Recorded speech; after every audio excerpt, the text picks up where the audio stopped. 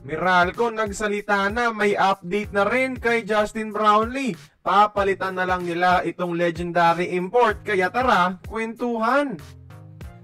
Mag-iisang linggo na at wala pa ring balita kay Justin Brownlee. Hindi pa rin nagpaparamdam sa SMC officials at sa Meralco officials kahit may kontrata itong maglaro para sa EASL.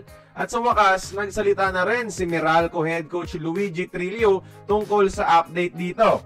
Sabi ni Coach Luigi sa interview ng One Sports, as of now, hinihintay pa rin nila si Justin hanggang ngayon at siya pa rin ang kanilang number 1 option.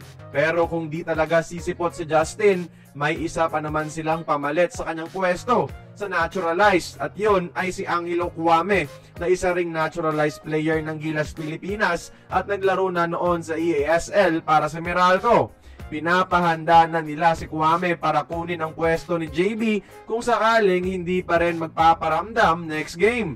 Pero may panghihinayang pa rin si Coach Luigi dahil alam niyang malaking tulong talaga ang mabibigay ng isang Justin Brownlee kung naglalaro lang sana siya, pero wala siyang magagawa.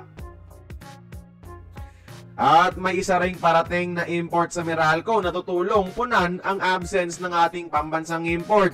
Ito ang Asian import ng Meralco na si Sina Vahedi, ang leading scorer ng Iran sa nakaraang FIBA Asia Cup. Malaking bagay itong si Vahedi dahil isa itong malaking gwardya na capable gumawa ng sariling tira at mag-create ng opportunities para sa mga kakampi. May magiging kaagapay na sa opensa sina Ronde Hollis Jefferson at itong si Ismael Romero. So, yung interior presence at defense ni Angelo Kwame plus yung scoring at playmaking ni Sina Vahedi, yan muna ang magiging band-aid solution ng Bolts para mabigyang lunas ang hindi paglalaro ng isang legendary import kagaya ni Brownlee. Hopefully, gumana ito dahil ang lakas pa naman sana ng lineup nila. Sayang naman kung mapapahiya pa rin sa mga neighboring leagues natin. Kaya kayo, kung kayo ang Meralco mga idol, move on na ba kayo kay Justin Brownlee? Or hihintayin nyo pa rin at paglalaroin? Join the conversation, magkomento lamang sa ibaba.